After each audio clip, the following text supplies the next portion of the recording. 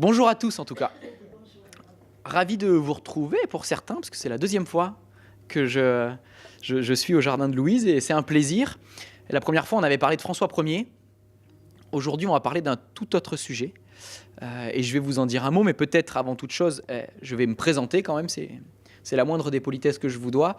Je m'appelle Vincent Bretagnol et je suis le responsable du patrimoine à la mairie de Cognac, notamment en charge de l'appellation Ville d'Art et d'Histoire, puisque Cognac est labellisé par le ministère de la Culture, Ville d'Art et d'Histoire, et qu'à ce titre, on essaye, tout au long de l'année, de faire découvrir ou redécouvrir le patrimoine au public. Alors le public, les gens d'ici, et puis ceux qui viennent d'un peu plus loin aussi.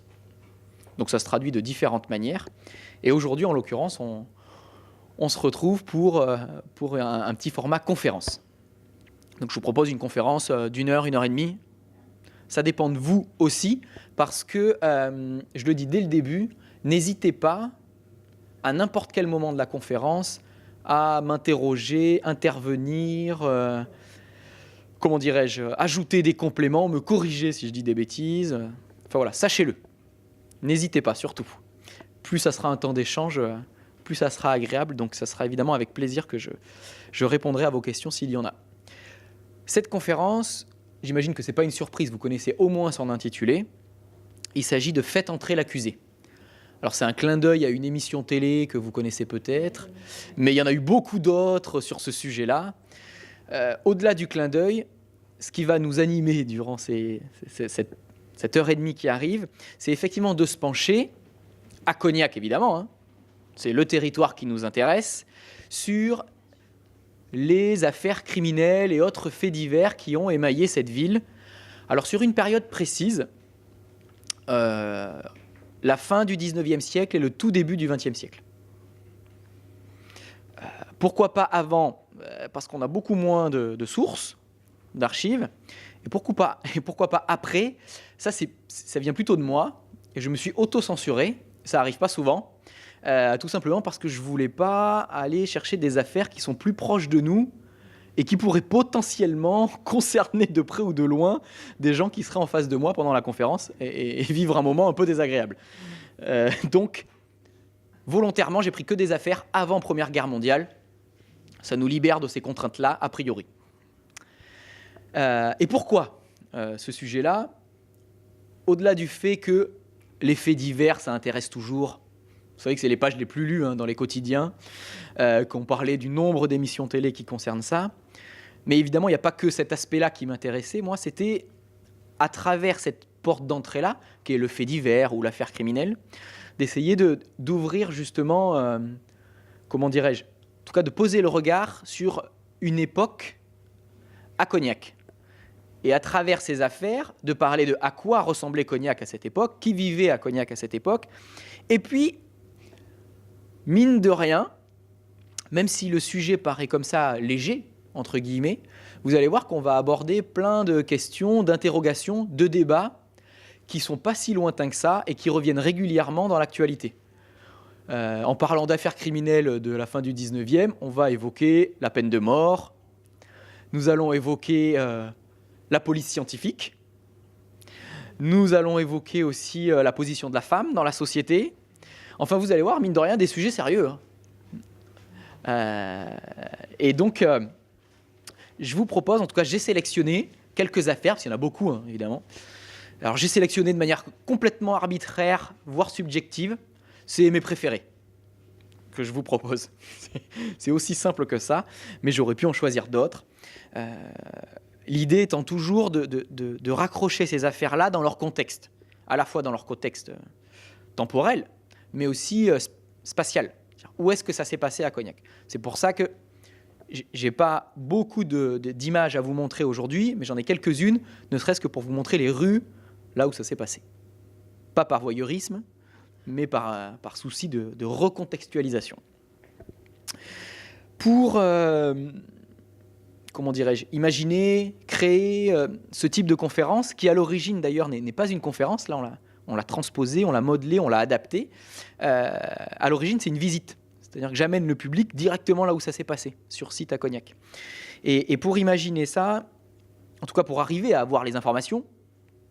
et ça sera la fin de mon introduction, il y a différents leviers qu'on active. Celui qui est très important pour nous, c'est d'aller dans les archives, et notamment une archive en particulier qui est la presse. La presse de l'époque, je pense notamment à, j'allais dire un quotidien, mais ce n'était pas vraiment un quotidien, il sortait 3 fois dans la semaine, donc je ne sais pas comment ça s'appelle, quand c'est comme ça. Mais ça s'appelait la Constitution des Charentes. Et donc ça date de la fin du 19e, et alors là, c'est cadeau d'ouvrir la Constitution des Charentes, parce qu'on a relaté tout ce qui se passait à Cognac à cette époque, et notamment tout ce qui est faits divers et affaires criminelles, vous vous en doutez bien. Autre levier également, c'est des ouvrages que vous connaissez peut-être, et notamment l'ouvrage de Gontier et de Regnault-Sabourin sur les grandes affaires criminelles de Charente. Peut-être qu'il y en a qui le connaissent. C'est une série, tous les départements de France ont eu cette série-là. Et donc là aussi, on a pioché dedans pour avoir des bouts d'affaires. Et puis après, on va chercher dans le recensement, dans les cadastres napoléoniens. Enfin, on essaie de faire notre travail d'historien pour vous amener non seulement des informations, mais des informations exactes, autant faire se peut.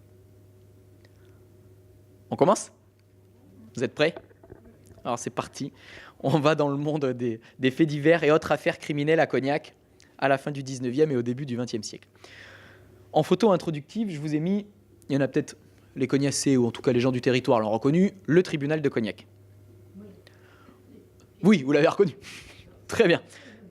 Alors, c'est une photo plus d'illustration qu'autre chose, parce qu'en réalité, les affaires dont il va être question aujourd'hui ne vont pas être traitées au tribunal de Cognac, mais directement au tribunal d'Angoulême, parce que ça relève des assises.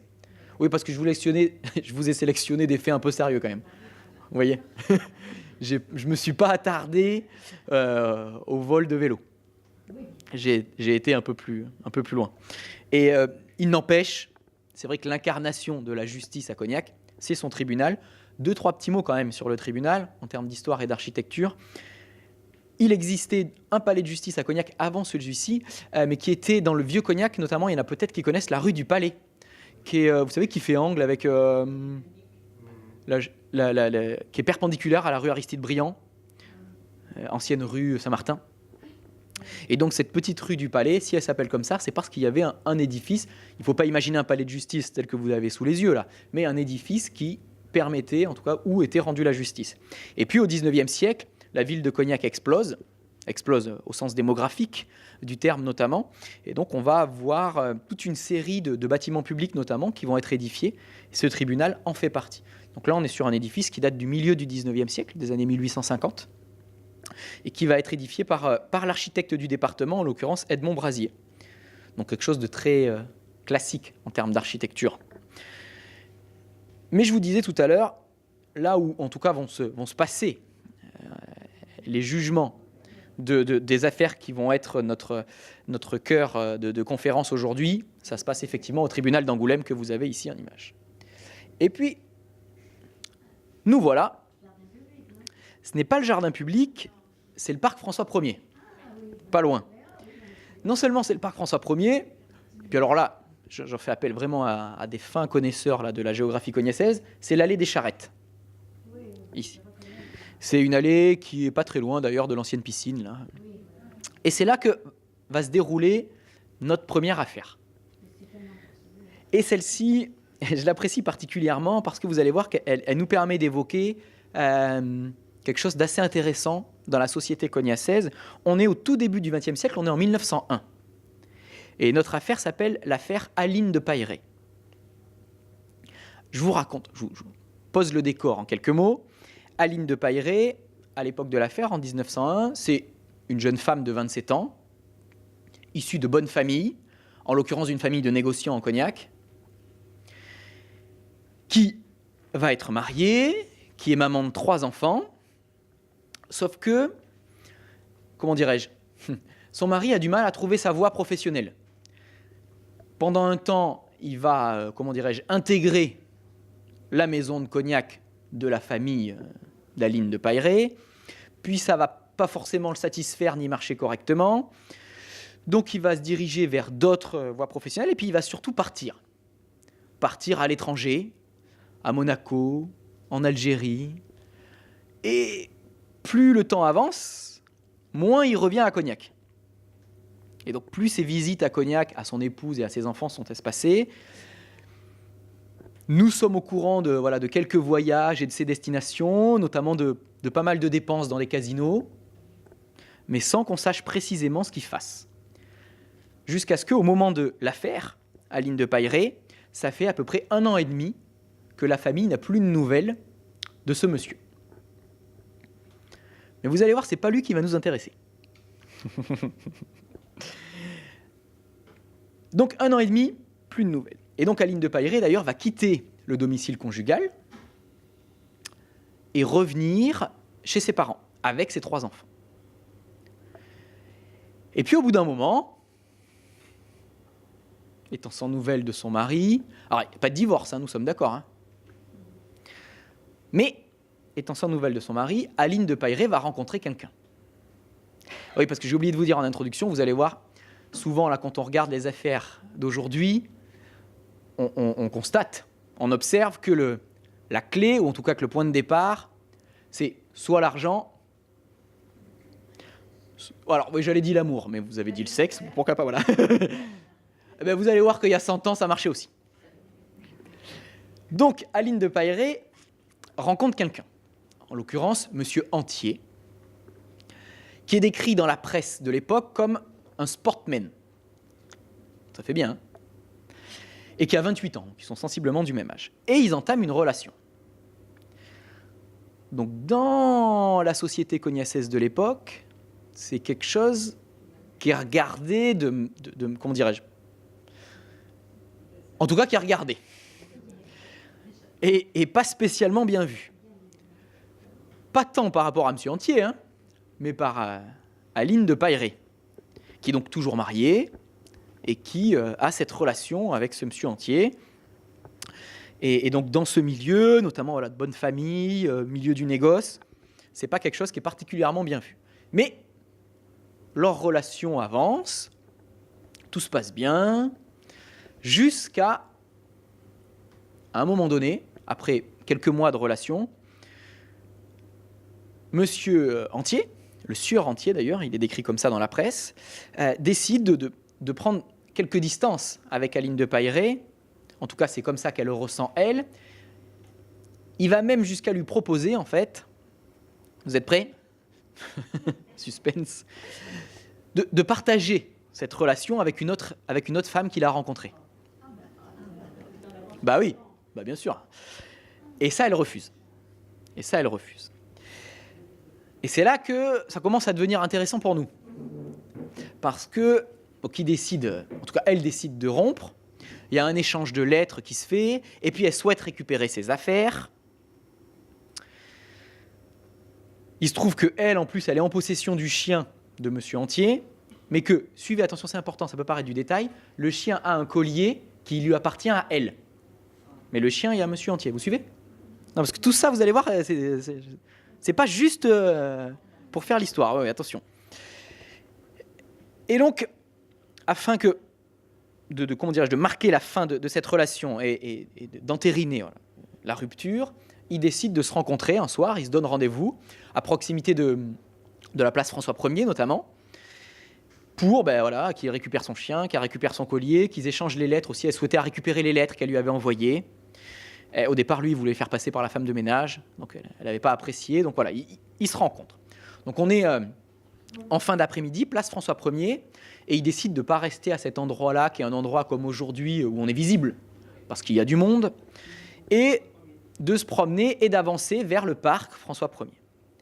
Ils arrivent à l'allée des Charrettes, ils font plusieurs dizaines de mètres dans l'allée des Charrettes, et là, notre Aline de Pailleret demande à Monsieur Antier de bien vouloir non seulement lui récupérer son chien, et elle récupérer le collier qu'il y a sur le chien de Monsieur Antier. Il se baisse, elle sort un pistolet, et elle lui tire dessus. Vous voyez l'importance du collier ? Elle lui tire dessus à plusieurs reprises, sauf qu'elle le rate. Il y a une première balle qu'il touche à la tête et les balles suivantes qui sont tirées à côté. Alors, les informations qui sont les nôtres aujourd'hui, elles sont nécessairement incomplètes, donc on n'arrive pas à démêler le vrai du faux, nous, 100 ans après l'affaire. Est-ce qu'elle le rate volontairement ? Est-ce qu'il y avait volonté d'inquiéter, de faire peur, ou vraiment de viser et qu'elle était mauvaise tireuse ? Ça, je ne sais pas. En tout état de cause, elle tire plusieurs balles. Il y en a une qui le touche là, juste derrière l'oreille. Et puis, elle retourne l'arme contre elle et elle se tire aussi sur le bras. Et donc, ça procure une blessure, mais superficielle. Il se trouve que dans le parc, à ce moment-là, et vous allez voir qu'on est bien en Charente, il y avait des gens qui entendent ce remue-ménage et qui étaient en train de, je vous assure que c'est sérieux, en train de ramasser les escargots. Des cagouilles. Exactement, des cagouilles, pardon. Et donc, ils se précipitent sur le lieu de l'affaire et ils découvrent la scène, entre guillemets, avec Monsieur Antier donc, qui est blessé à la tête, qui saigne, et Aline de Pailleret qui, dans un premier temps, explique qu'on les a agressés. Mais elle va vite, notamment quand la police est dépêchée sur place, elle va vite revenir à à la vérité, en vrai, et dire que c'est effectivement elle qui a essayé ou qui a tiré sur Monsieur Antier. Et donc, de fait, elle est d'abord mise du coup en prison à Cognac, et puis très rapidement, ça aussi c'est une petite différence entre notre époque contemporaine et il y a 100 ans, c'est que les jugements passaient très très vite au tribunal. C'est-à-dire que là, nous sommes au mois de mai 1901, et à la mi-juin 1901, elle est déjà devant les assises à Angoulême. Et donc là, je suis venu avec quand même des retranscriptions, parce que je travaille habituellement sans notes, mais là, il y a des retranscriptions que c'est dommage de paraphraser, autant les lire telles qu'elles ont été données. Et donc, le procès va s'ouvrir donc à la mi-juin 1901 à Angoulême, et évidemment, ça fait du bruit, parce que ce n'est pas n'importe qui est sur le banc des accusés, je l'évoquais au début, et qu'en plus, la famille d'Aline de Pailleret a sollicité et obtenu comme avocat maître Léonce Percave. Alors évidemment, ce nom ne vous dit rien aujourd'hui, c'est normal, mais il faut imaginer qu'au début du XXe siècle, maître Léonce Percave, en tout cas c'est la réputation qu'il a, le meilleur avocat de tout le Sud-Ouest et un des meilleurs avocats de la France. C'est aussi possible parce que la famille a ce rang social-là. Mais donc l'attraction, c'est aussi bien parce que l'affaire et qui est concerné par l'affaire, mais aussi cet avocat star qui va plaider Aline de Pailleret. Et donc le procès s'ouvre. Donc je vous livre comme ça en vrac quelques épisodes, notamment sur la manière dont Aline de Pailleret est décrite. Là, c'est le président du tribunal qui dit « Madame, je vous rappelle que vous appartenez à l'une des familles les plus honorables de la ville de Cognac.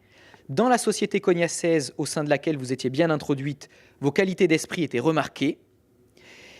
Toujours selon la fiche de renseignement que j'ai sous les yeux, on vous considère comme extrêmement romanesque, d'allure quelquefois excentrique et d'un caractère très indépendant. » Vous voyez, c'est plutôt dans la position de la femme à cette époque-là, vous voyez la nécessité pour le président du tribunal de souligner ces traits de caractère-là. Le procès suit son cours, sont relatés les événements que je viens de vous expliquer.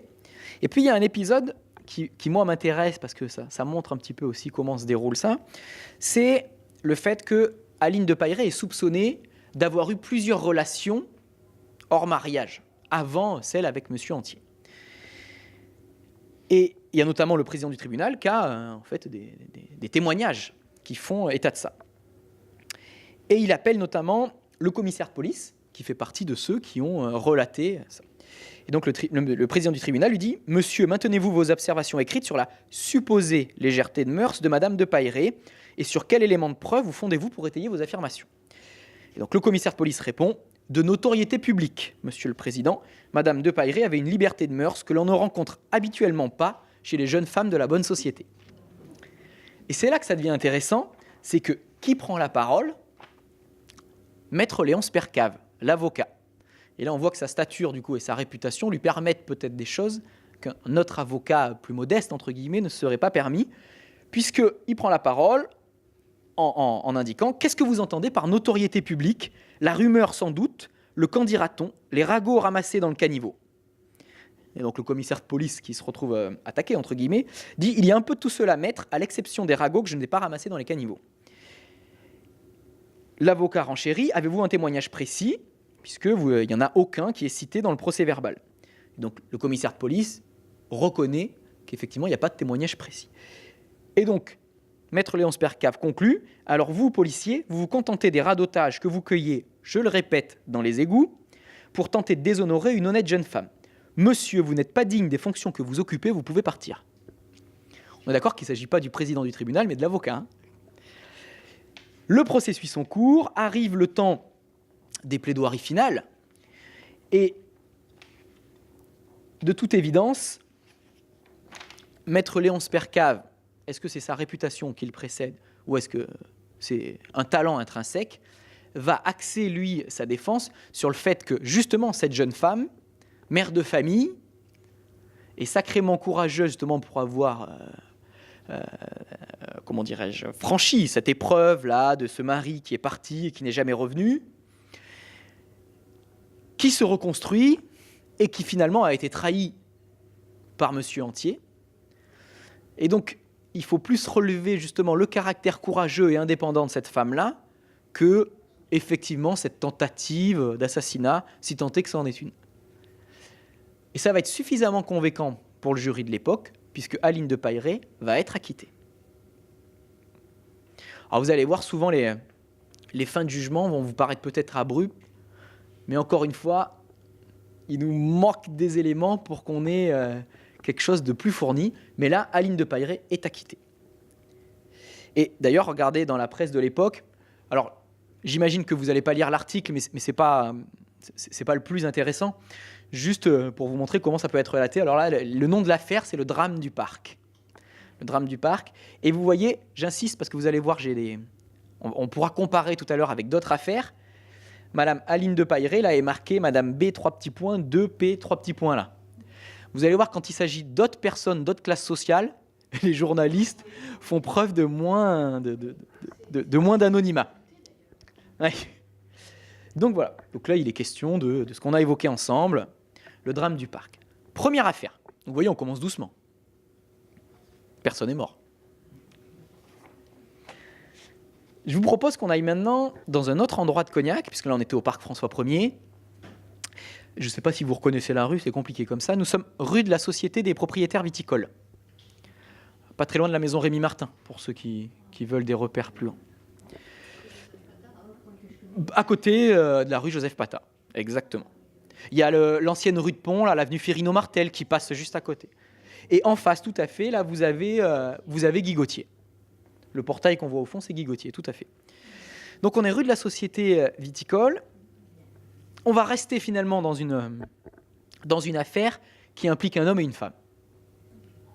Mais on va changer un petit peu d'arme, parce qu'on va passer au poison. Vous savez, c'est souvent l'arme des femmes. Et voilà. Et bien là, on y est. Alors c'est une affaire là, en plus où on a eu un peu de mal à remonter, parce que dans les recensements, vous savez, des fois, il y a des différences entre les noms de baptême et après les noms d'usage, mais même les prénoms qui changent. Donc c'est pas toujours facile pour nous, 100 ans après, de remettre tout ça. Mais en tout cas, c'est l'affaire Jean-Edmond Cousseau et Octavie Léo. Léo, c'est son nom de jeune fille, et puis donc elle va épouser Jean-Edmond Cousseau. Et là, on a l'histoire d'un mariage de deux personnes qui n'appartiennent pas à la même classe sociale. Jean-Edmond Cousseau, lui, est comptable. Il est en situation de handicap parce qu'il a eu un accident qui lui a fait perdre l'usage d'une jambe. Il a perdu une jambe. Octavie Léo, elle, donc qui va épouser Jean-Edmond dans la suite de notre histoire, appartient à un milieu plus modeste. Elle est d'une famille, notamment d'une maman qui ne travaille pas et d'un papa qui passe plus de temps dans les bars qu'à travailler. C'est un descriptif un peu caricatural, mais c'est celui qu'on a. Mais les deux vont se rencontrer, vont avoir une histoire et vont décider de se marier. Alors, dans la famille de Jean-Edmond Cousseau, c'est pas forcément bien perçu, notamment parce qu'elle arrive sans dot, alors que lui a un petit revenu confortable. Il n'empêche, Jean-Edmond fait fi de ça, et les deux donc se marient. On est, pardon, je ne vous ai pas dit la date, là on est en 1878. 1878, il faut imaginer 1878, ici, là, donc rue de la Société des propriétaires viticoles, on est en fait dans des tout nouveaux quartiers. C'est tout neuf. Ça peut paraître bizarre avec nos yeux d'aujourd'hui, mais on est dans des tout nouveaux quartiers. nouvellement bâti à Cognac, dans cette explosion, vous savez, urbaine, démographique que j'évoquais tout à l'heure. Et notamment parce que, à cet endroit-là, nous n'étions pas à Cognac quelques années auparavant. C'est-à-dire que nous étions sur la commune de Saint-Martin, qui est aujourd'hui un quartier de Cognac, mais qui était commune indépendante jusqu'en 1847 et puis après en 1867. Il va y avoir 2 lois qui vont permettre à Cognac d'annexer cette commune-là. Donc là, si vous voulez, non seulement le quartier est nouveau, mais il est nouveau aussi à Cognac, entre guillemets. Et donc ça se passe dans cette rue, puisque c'est là que les époux vont élire domicile. Donc mariage, il y a.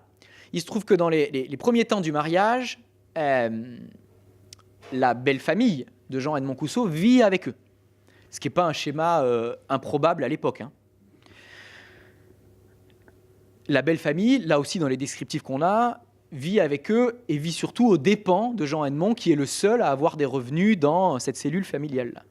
Au début, tout se passe bien, et puis très rapidement, ça se complique. Les relations se tendent entre la belle famille et Jean-Edmond, entre Jean-Edmond et son épouse, qui prend souvent fait et cause pour ses parents, voilà, jusqu'à ce que les parents décident de quitter le domicile conjugal. Ils laissent les 2 époux entre eux, mais ça ne va pas forcément arranger la situation. Leur relation se dégrade, et puis, en même temps que la relation se dégrade, c'est la santé de Jean-Edmond qui se dégrade. Alors, il a ce handicap, puisque je vous évoquais qu'il avait perdu une jambe suite à un accident, mais presque indépendamment de ça, au fur et à mesure de cette relation, sa santé va de pire en pire.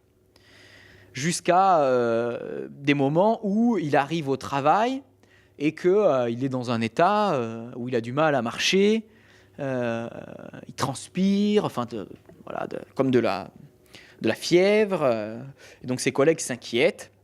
Et puis cet état se dégrade tellement qu'un jour, son épouse doit s'absenter pour aller dans un enterrement de la famille.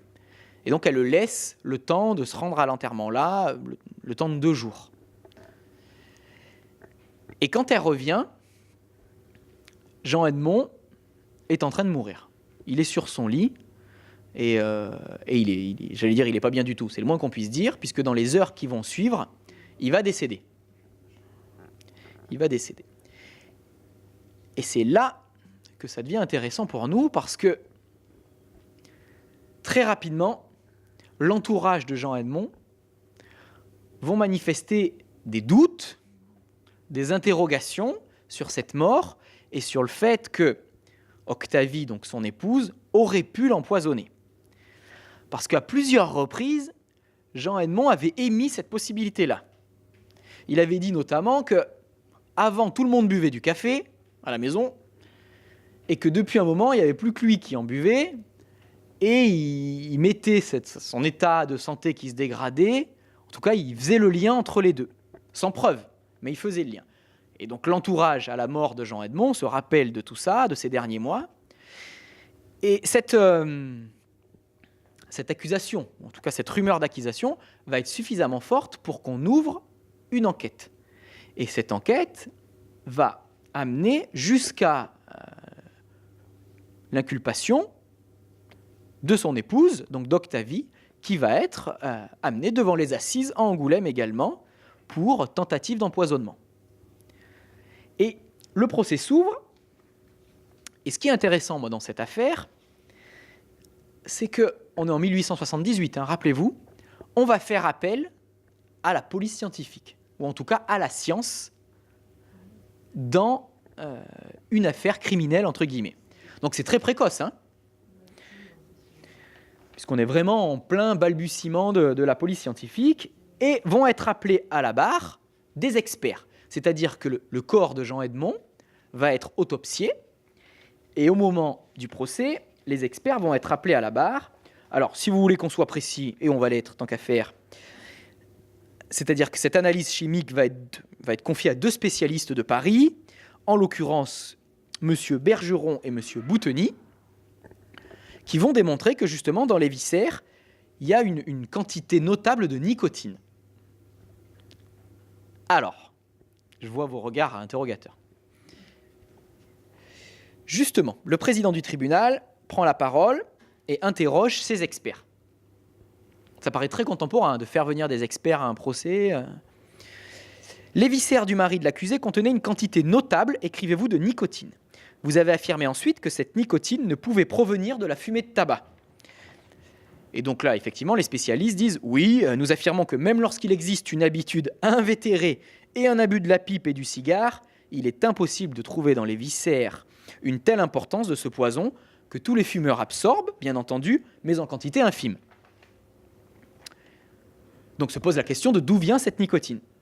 Et leur conclusion, ils expliquent, c'est que les quantités considérables retrouvées proviennent de l'ingestion de l'alcaloïde lui-même, soit d'une solution concentrée de tabac. Moi, j'ai découvert ça au moment de l'affaire, j'avais aucune idée que ça existait, cette chose-là. Donc, on pourrait être confronté à un empoisonnement. Et devant cette supposition, en tout cas cette conclusion des experts scientifiques de l'analyse chimique, la défense d'Octavie, c'est justement d'amener un nouveau fait qui n'était pas connu jusqu'à présent. C'était des volontés ou des envies suicidaires de Jean Edmond, et qu'effectivement, il lui avait dit que c'était un fumeur, par ailleurs, qui lui avait dit que si jamais il devait se suicider, ça serait avec ce poison-là. Notamment parce qu'il vivait mal cet handicap, qu'il avait de plus en mal à supporter. Donc c'est un nouvel élément qui est amené. Et puis vient le moment de la plaidoirie finale. Et là aussi c'est intéressant, c'est que l'axe de défense de l'avocat d'Octavie, ça ne va pas être le cœur de l'affaire, mais justement le recours à la science pour prouver qu'elle est coupable. Vous suivez ? Notamment, l'avocat de la défense va justement, en fait, si vous voulez, mettre en évidence les incertitudes de la science, là, qui est en pleine évolution, et jusqu'à présent, dont on avait peu recours pour juger les affaires criminelles. Et d'ailleurs, il va comment dirais-je, dire une phrase que j'ai relevée, puisqu'il va indiquer que d'erreurs, que de crimes on peut commettre en ton nom. Ton nom, c'est la science. Et ça va être là aussi suffisamment percutant dans l'esprit des jurés de l'époque, puisque Octavie va être acquittée faute de preuves. Rien ne prouve, en tout cas pour les jurés, qu'elle a empoisonné Jean Edmond. Donc on a un deuxième acquittement. Mais là, voilà, ce qui me paraissait intéressant, et je me le répète, c'est cet appel à la science qui paraît très précoce, dont aujourd'hui tout ça paraît évident. Je me rappelle avoir échangé justement à ce sujet avec la police à Cognac, et notamment l'adjoint du commissaire, qui expliquait que justement la gestion de l'affaire aujourd'hui serait sensiblement différente, c'est-à-dire plutôt que la science serait prise à la fin, du coup ils auraient commencé par ça en fait. Voilà. Donc on voit l'évolution des traitements, mais déjà, 1878, la volonté d'aller chercher la vérité à travers l'évolution de la science. On poursuit ? Bon, là, c'était un peu lourd, empoisonnement, mort. Je vous propose qu'on redescende un petit peu, avec une affaire plus légère. Espace, rue du 14 juillet. La rue du 14 juillet, c'est la rue de la Salamandre, là, du centre congrès de la Salamandre, de l'office de tourisme. Au moment de l'affaire, on est en 1887. Cette rue-là, d'ailleurs, ne s'appelle pas comme ça. Elle s'appelle rue du Champ de Mars. Parce que le Champ de Mars à Cognac se situe justement au niveau du tribunal, là, derrière la poste. Tribunal, sous-préfecture, c'était ici le Champ de Mars. C'était ici aussi, d'ailleurs, le Champ de Foire, avant qu'il soit déplacé et mis là, devant l'école Cagouillet. Là. Et donc nous sommes rue du Champ de Mars, l'actuelle rue du 14 juillet, en 1887. Là aussi, je ne peux pas vous parler de à quoi ressemble la ville à cette époque. On est toujours fin 19e, donc c'est une ville en ébullition. C'est une ville qui, en 1887, en l'espace de 6 décennies, a multiplié sa population par 7. Ils étaient 3000 habitants à Cognac en 1810. Là, ils sont quasiment 20 000. Vous vous rendez compte du coup du boom démographique. Et notamment ce secteur de ville-là, parce qu'on est tout proche de la place François 1er, là, elle est au bout de la rue. Et la place François 1er, elle aussi, en 1887, est toute neuve, entre guillemets. C'est-à-dire qu'elle a été aménagée au milieu du 19e siècle, dans les années 1850. Donc vous voyez, la place a 30 ans. Et quand je dis elle a été aménagée, c'est les balbutiements en 1850. C'est-à-dire que tous les bâtiments que vous connaissez peut-être aujourd'hui, je pense à la banque, au grand magasin, là où il y a eu prise unique, le printemps, voilà, tout ça. Et puis l'hôtel, aujourd'hui hôtel François Ier, mais ancien hôtel de Londres, ces bâtiments-là sont construits dans les années 1870-1880, donc à la même époque de l'affaire. Et puis on a un secteur qui est en pleine effervescence aussi, parce qu'il y a de la vie, parce qu'il y a du monde, parce qu'il y a des restaurants, parce qu'il y a des bars. Donc c'est un secteur très passant, très mouvant. Et si je parlais des bars, c'est parce que c'est ce qui va nous intéresser dans cette affaire-là. Puisque dans cette rue, il y avait un cabaret, un bar, sans qu'on ait réussi à le localiser précisément dans cette rue. Et dans ce bar-là, il va y avoir 2 hommes qui passent la journée. En tout cas, qui passent suffisamment de temps pour avoir bu pas mal d'alcool. En l'occurrence, Monsieur Pariot, qui d'ailleurs est né à Germignac, parce qu'on sait plein de choses, qui a 44 ans au moment de l'affaire, qui habite à Cognac depuis une petite dizaine d'années, et Monsieur, et vous allez voir que c'est là où l'affaire peut prêter à sourire, Monsieur Soulard. C'est ça, parce que la clé de notre affaire, c'est l'alcool. Monsieur Soulard, qui lui a 23 ans. Et d'ailleurs, la presse précise que Monsieur Soulard, c'est un homme chétif et malingre, au contraire de la victime, qui lui était un homme fort vigoureux. Comme quoi, c'est pas toujours les plus costauds qui gagnent, parce que vous allez voir ce qui va se passer. Donc les deux passent la journée dans ce cabaret d'ailleurs qui appartient à Monsieur Archambault. Et vient le moment où il faut régler l'addition. Donc ils ont bu, ils ont joué, et l'addition est de 3 francs et 10 centimes. Et il se trouve que, je vous ai parlé des 2 protagonistes, mais ils sont 3. Donc naturellement, ils mettent chacun 1 franc sur la table, et il manque les 10 centimes. Et donc, s'engage une discussion qui va être de plus en plus animée. Vous allez voir, vous rigolez, mais ça va pas être drôle en fait. Et sur qui va payer ces 10 centimes. D'après ce qui est relaté, d'après les témoins, Monsieur, Pariot aurait mis, en tout cas Monsieur Soulard, aurait mis une pièce sur la table, une pièce d'1 franc, que Monsieur Pariot aurait dérobé, et donc la discussion s'envenime, et ils en viennent aux mains. On les fait sortir du cabaret, du sieur Archambault, et ils continuent leur dispute, leur bagarre, dans la rue. Sauf qu'à un moment donné, Monsieur Soulard va sortir un couteau et va le planter dans la cuisse de Monsieur Pariot. Donc ça va toucher l'artère, exactement, et Monsieur Pariot va rester au sol et jamais se relever. Monsieur Soulard cherche à fuir, mais il y avait beaucoup de témoins, donc il est rattrapé, et la police arrive sur place très rapidement. Et donc on essaie de démêler l'affaire, on écoute les témoins, il est évidemment du coup mis en prison, il passe aux assises à Angoulême, donc où on explique ça, où il parle de légitime défense, puisque c'est lui qui était attaqué, il n'empêche, il est inculpé pour avoir donné la mort, avec une arme blanche, en l'occurrence avec un couteau. Ont été retrouvés effectivement une pièce d'1 franc dans la poche de M. Pariot, donc ce qui viendrait confirmer la version comme quoi il aurait dérobé la pièce. Et là aussi, on n'a que les coupures de presse qui relatent que des bouts de tribunal. Mais en tout état de cause, à la fin, M. Soulard est acquitté. Alors qu'est-ce qui s'est passé au tribunal pour convaincre les jurés d'acquitter M. Soulard, puisque à travers les éléments qui sont en notre possession, ça nous paraissait évident que ça soit compliqué pour lui de s'en sortir, il s'en est quand même tiré avec un acquittement. Affaire plus légère, vous en convenez. Enfin, quoique. Il y a quand même eu...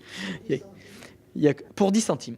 Alors, attention aussi, du coup, alors aussi, ça reste peu, mais attention à ne pas... c'est très difficile, avec nos yeux d'aujourd'hui, d'essayer de faire la correspondance de l'argent et d'estimer ce que représentaient 3 francs et 10 centimes. Enfin, ne le convertissez pas en euros, ça ne sert à rien.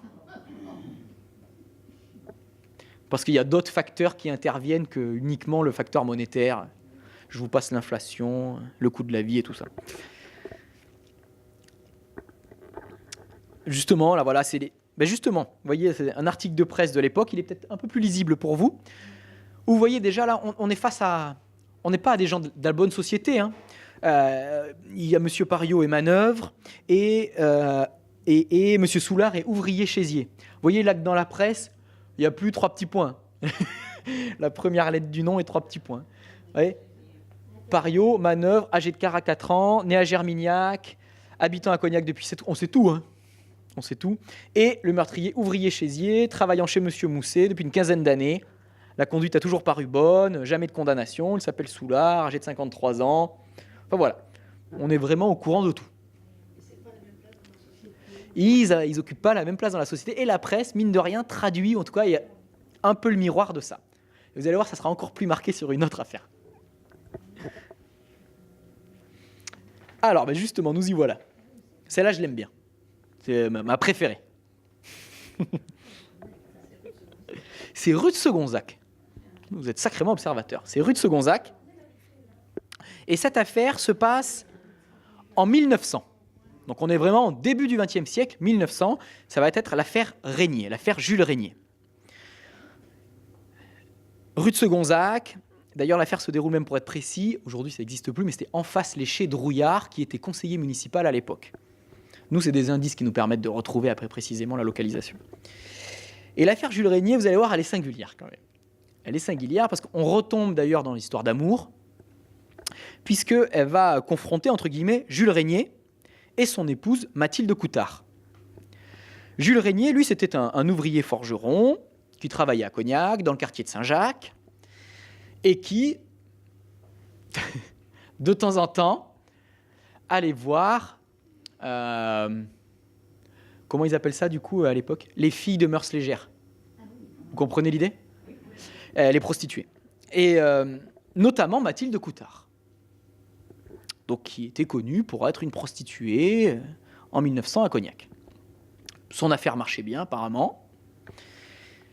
Et puis, à force d'aller voir Mathilde Coutard, je ne connais pas la fréquence et tout ça quand même, hein, mon degré d'information a des limites, il se trouve que les deux, non seulement se mettent en couple, mais se marient. Bon, jusque-là, rien d'incroyable. La petite particularité, c'est qu'ils décident d'un commun accord que Mathilde Coutard continue son activité.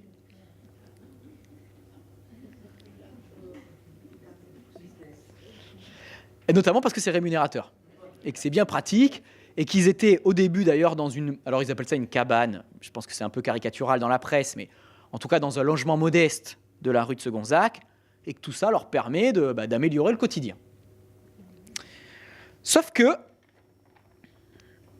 quelque temps après leur mariage, Jules Régnier va quitter Mathilde Coutard pour aller avec sa belle-sœur. C'est-à-dire que Mathilde Coutard avait un frère qui était avec quelqu'un, et donc Jules Régnier part avec la compagne du sœur de sa femme, du frère de... Vous suivez ? Du frère de... Pardon, excusez-moi. Et donc, ils partent, il prend d'ailleurs une partie des économies, et il file à Barbezieux pour habiter là-bas. Il quitte la ville.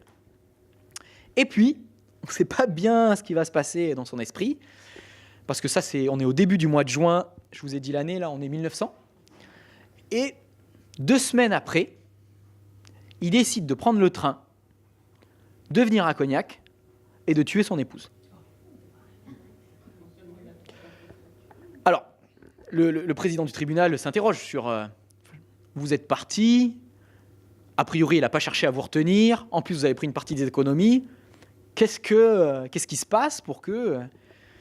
Et il explique alors ça paraît très bizarre, mais c'est relaté comme ça dans les archives du tribunal, qu'il a été pris d'un profond dégoût à son égard. Et il expliquait notamment qu'elle, et là je vais vous livrer la phrase telle qu'elle est, parce que quand même celle-là, elle est sympathique, me semble-t-il, notamment qu'elle avait tendance, enfin qu'il avait essayé, du coup, c'est-à-dire que cet accord de relation de départ où elle continue son activité, au bout d'un moment, lui, ça commençait à lui peser, donc il lui avait demandé d'arrêter ça.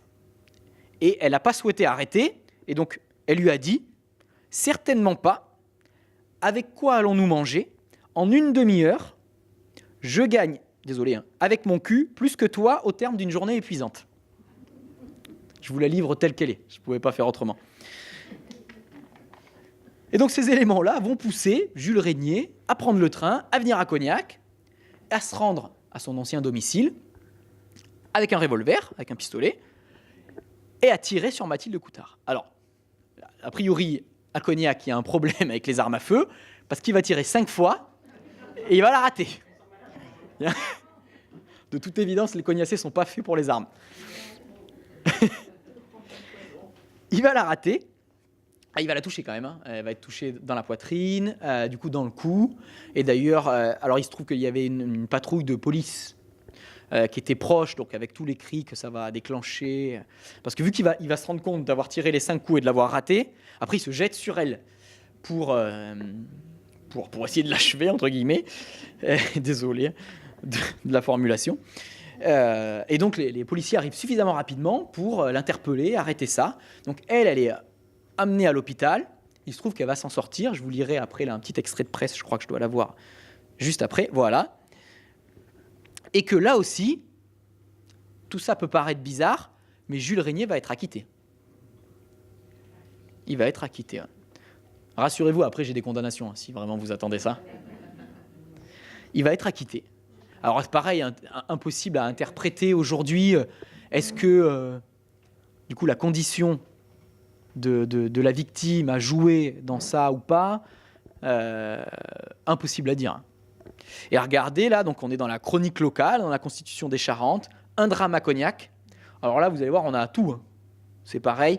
Il est même précisé que la femme Régnier, qui serait de mœurs légères, vous voyez, fut atteinte par 3 balles.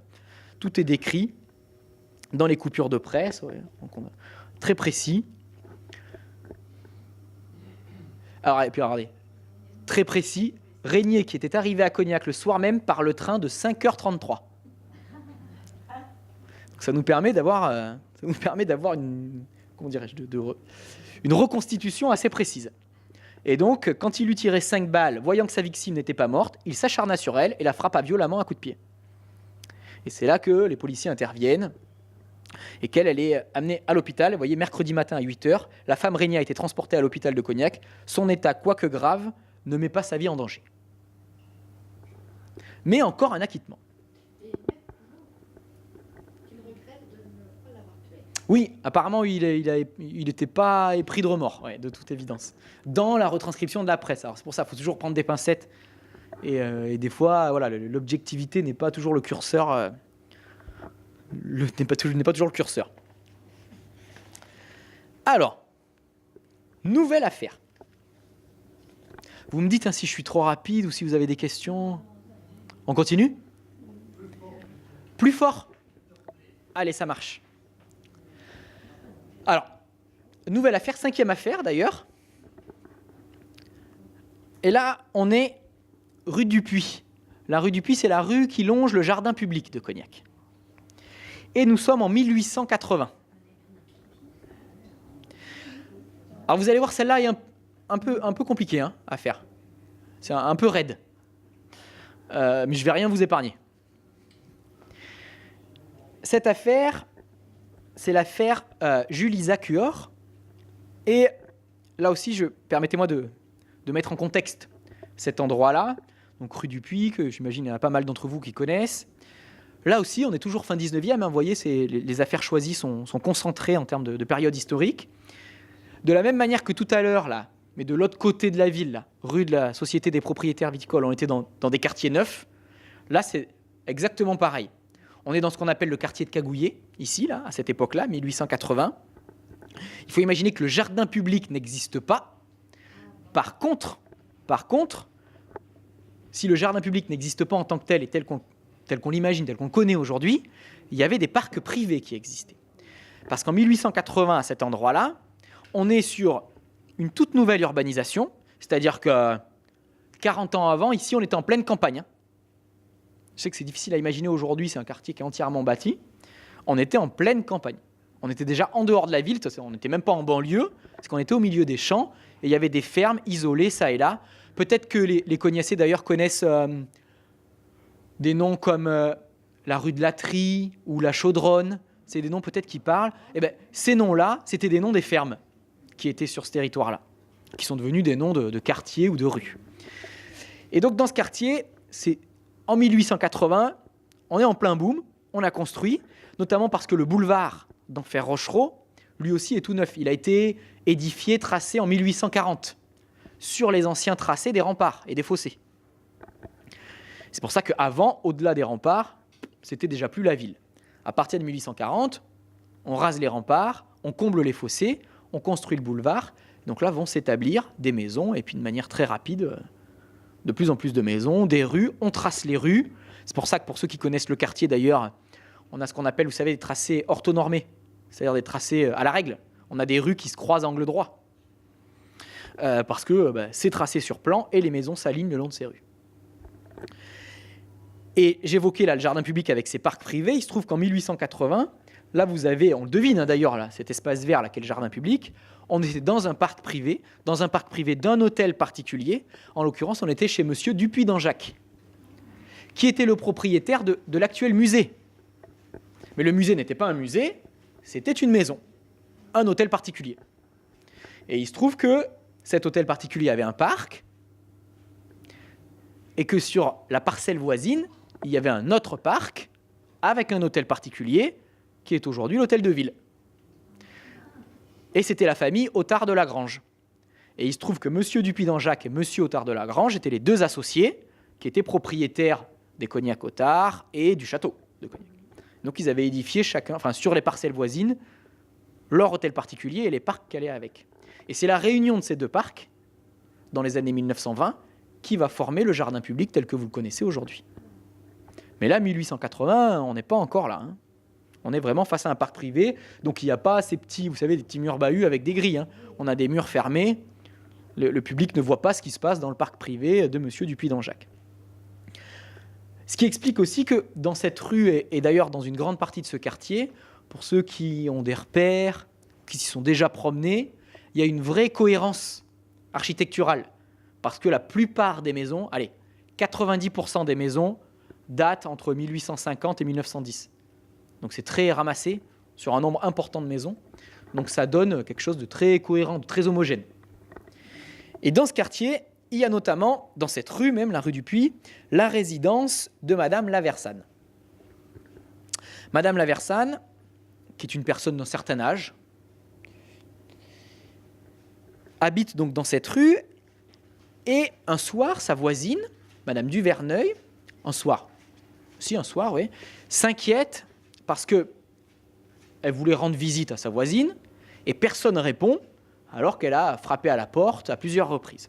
Donc elle s'inquiète, elle va chercher les autres voisins, s'ils sont au courant de ce qui s'est passé, si elle a dû quitter la maison pour X raison. Et puis il décide de revenir devant chez Madame Laversane, de taper de manière appuyée. Et puis là, les volets s'ouvrent et Madame Laversane apparaît dans un état lamentable. C'est-à-dire qu'elle a le visage en sang, on entend très peu ce qu'elle dit, on voit bien qu'elle parle, mais sa voix est rauque, éraillée. Et donc très rapidement, ils appellent les secours pour apporter les premiers soins. Et même si on a du mal à la comprendre, les premiers mots qu'elle dit, c'est que c'est son petit-fils qui est responsable de ça. Donc la police est dépêchée sur place, le commissaire arrive vite dans pareil cas, et donc elle va réitérer le fait que ce soit son petit-fils qui lui a fait ça. Donc très rapidement, vous imaginez bien, on va partir à la recherche du petit-fils. Ça va aller assez vite pour le retrouver, parce qu'on va mettre une trentaine d'heures à peu près. Donc une grosse journée pour le retrouver. Et d'ailleurs, le temps qu'on va mettre pour le retrouver, Madame Laversane va décéder, à la suite de ses blessures. Donc, qui n'était pas uniquement superficielle, on est bien d'accord. Hein. Et il va falloir démêler cette affaire. Et d'ailleurs, quand donc son petit-fils, Jules Isaac Huor, va être interpellé, il va très vite avouer, de suite même, indiquer que c'est bien lui qui a fait ses blessures à sa grand-mère. Donc, hein. Et le fil de l'histoire, c'est que ce petit-fils rendait régulièrement visite à sa grand-mère. C'était un petit-fils qui avait... c'était sa grand-mère qui racontait ça, un bon métier. Il était garçon coiffeur. Donc normalement, ça devrait bien se passer pour lui. Mais il n'était pas très sérieux dans le travail. Il n'avait pas de bonne fréquentation. Donc souvent, il venait voir sa grand-mère pour lui demander un petit peu d'argent. Et puis, sa grand-mère lui en donnait quand elle pouvait. Et il se trouve que ce coup-là, elle n'avait pas d'argent, donc elle n'a pas pu lui en donner. Et c'est là que le ton est monté, puisque lui, il a reproché à sa grand-mère de ne pas pouvoir l'aider, entre guillemets. Et il s'est mis, du coup, à la frapper, puisqu'elle ne voulait pas lui donner d'argent. Et alors là, de la même manière que tout à l'heure, je vous livre la phrase telle quelle, voilà ce qu'a déclaré Jules Isaac Huor au commissaire de police dans sa première déposition. Prêt ? Pour empêcher ma grand-mère de crier, je lui ai plongé la main dans la bouche, je lui ai saisi la langue, je lui ai labouré l'intérieur de la gorge avec mes ongles et je lui ai serré le cou, pensant l'achever. Ça a le mérite d'être clair. Donc il est, lui, très clair dans ses dépositions, pas de souci. Et on apprend même d'ailleurs qu'il a laissé sa grand-mère donc, dans cet état-là, pas morte, hein, elle va décéder plus tard, et il va quand même fouiller dans sa grand-mère et dans son secrétaire lui dérober 3 francs 50. 3 francs 50. Évidemment, Jules Isaac Huor est amené devant les assises, le procès s'ouvre, et là, attention, là aussi on est dans un contexte particulier, c'est-à-dire qu'on est 1880, vous vous rappelez, donc on est en pleine Troisième République. Non seulement le procès s'ouvre pour meurtre, mais pire que ça, dans le contexte de la Troisième République, pour parricide. Un meurtre au sein d'une même famille. Et ça, c'est, si vous voulez, dans la hiérarchie du crime, c'est le plus élevé. Voilà. On voit bien que dans cette Troisième République, la famille et la propriété, c'est des choses avec lesquelles on ne rigole pas trop. C'est le moins qu'on puisse dire. C'est-à-dire que il est déféré donc aux assises, qu'il est jugé pour avoir tué quelqu'un, mais tué quelqu'un de sa propre famille, en l'occurrence sa grand-mère. Et que ce qu'on réclame, c'est tout simplement la peine de mort. Puisqu'on est d'accord, hein, 1880, la peine de mort est toujours en vigueur en France, hein, il va falloir attendre 100 ans de plus pour qu'elle soit abolie. Alors que, ce que je veux dire par là, c'est que voilà, c'est la peine de mort parce que c'est un parricide. Il aurait tué quelqu'un qui n'est pas de sa famille, il y a de fortes chances qu'ils aient réclamé le bagne, mais pas nécessairement la peine de mort. Et alors là, je vous fais grâce de tous les réquisitoires, des plaidoiries. Enfin, il y a quand même deux, trois phrases, 2-3 citations qui sont intéressantes, notamment l'avocat général qui, racontant le déroulé, et notamment le fait qu'il a dérobé de l'argent avant de partir, qui dit du coup à l'Assemblée, voilà comment on va à l'échafaud pour 3 francs 50. Et regardez là, autre élément intéressant, on a parlé de la peine de mort, tout à l'heure on évoquait la science dans la justice. Regardez quel va être l'axe de la défense de l'avocat de Jules Isaac Huor. Regardez. L'horreur du crime, les circonstances dans lesquelles il a été commis, nous font sérieusement douter, en dépit des conclusions du rapport succinct du médecin psychiatre qui a examiné l'accusé, de sa responsabilité au sens de l'article 64 du Code pénal. Je pense, moi, donc c'est l'avocat qui parle, qu'il est irresponsable. Un tel acte ne peut avoir été commis que par un fou. Dans un pays civilisé comme la France, on ne coupe pas en morceaux un fou, ça c'est rapport à la guillotine, on l'enferme à vie dans un hôpital psychiatrique. Moi, je trouve cette phrase éminemment contemporaine parce que c'est un débat qu'on entend très régulièrement dans les médias sur des affaires, le jugement de la folie. Et vous voyez, là, on est en 1880. Comme quoi, parfois, l'avenir est un long passé. Et donc là, c'est intéressant parce qu'on voit ce jugement de la folie, c'est-à-dire que pour l'avocat, il ne peut pas être justement jugé puisqu'il est fou. Et donc les fous, on ne les condamne pas à mort, on les enferme. Ça ne va pas suffire. Là, pour le coup, j'ai beaucoup relaté des acquittements jusqu'à présent. Dans ce procès-là, Jules Isaac Cuor va être condamné à mort, donc il va être exécuté. A priori, il n'y a pas d'exécution à Cognac. Ça se fait vraiment, d'ailleurs, place du tribunal à Angoulême, généralement. Et donc, il va être condamné à mort. Et alors oui, je vous parlais de la rapidité de la justice aussi. Je reprends la date de départ de l'affaire Jules Isaac Cuor, parce que j'ai la date de fin en tête, c'est pour ça. Excusez-moi. Oui, on est le 15 juin 1880. Le 16 septembre 1880, Jules Isaac Cuor passe à la guillotine, sur l'échafaud. Voilà. C'était plus rapide qu'aujourd'hui. C'était plus rapide qu'aujourd'hui, de toute évidence. Peut-être. Oui, autre élément aussi, là, c'est que je n'ai pas évoqué, pardon, excusez-moi, mais qui peut aussi nourrir nos analyses avec nos yeux d'aujourd'hui sur des fois des décisions qui peuvent paraître bizarres ou sur lesquelles on a des manques. Imaginez bien que pour les périodes qu'on a évoquées, là, donc entre 1878 pour la plus ancienne jusqu'à 1901 pour la plus récente, la totalité des jurés sont des hommes. Aussi, puisque c'est que les gens qui votent. Donc désolé mesdames, pas encore. Il va falloir attendre un peu plus de 50 ans d'ailleurs, sur cette époque-là. Donc voilà, c'est un élément qui rentre pas nécessairement en ligne de compte pour l'affaire Huor, mais c'est vrai que j'aurais pu l'amener un peu plus tôt parce que des fois ça permet d'avoir une lecture, ou en tout cas un axe de lecture supplémentaire. Donc vous voyez, à travers ces affaires, alors on a eu du meurtre passionnel, de l'empoisonnement, un parricide avec un petit-fils et sa grand-mère, et on a eu une affaire d'alcool finalement, de débit de boisson qui tourne mal.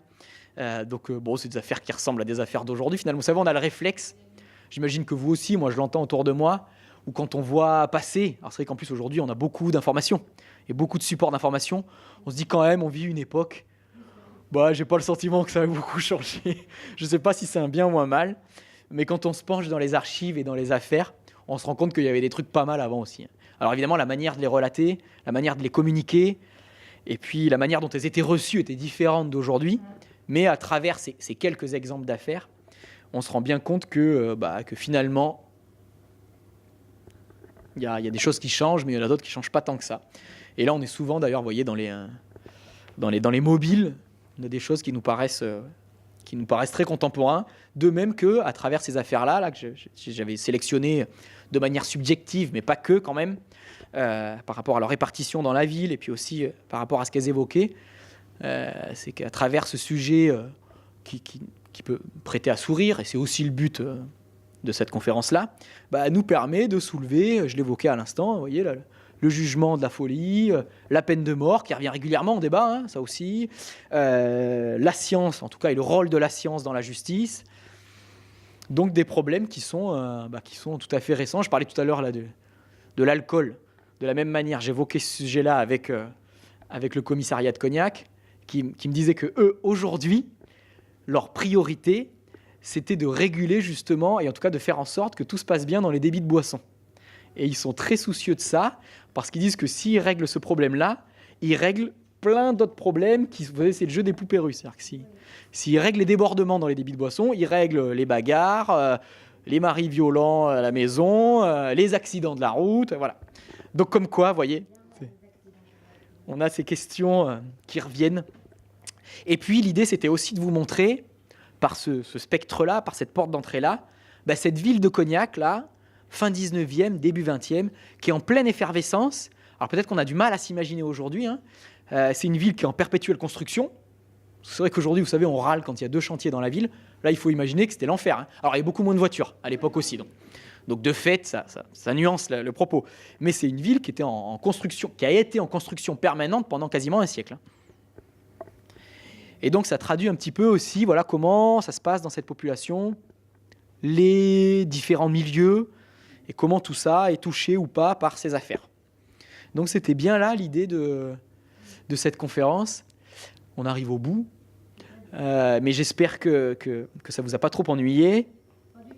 Vous avez appris 2-3 petites choses, hein, au-delà des affaires criminelles en tant que telles, mais sur cette ville de Cognac à ce moment-là, que j'aurais pu en choisir plein d'autres des affaires, parce qu'il y en a beaucoup, de différentes époques aussi, mais j'avais fait le choix de sélectionner ça.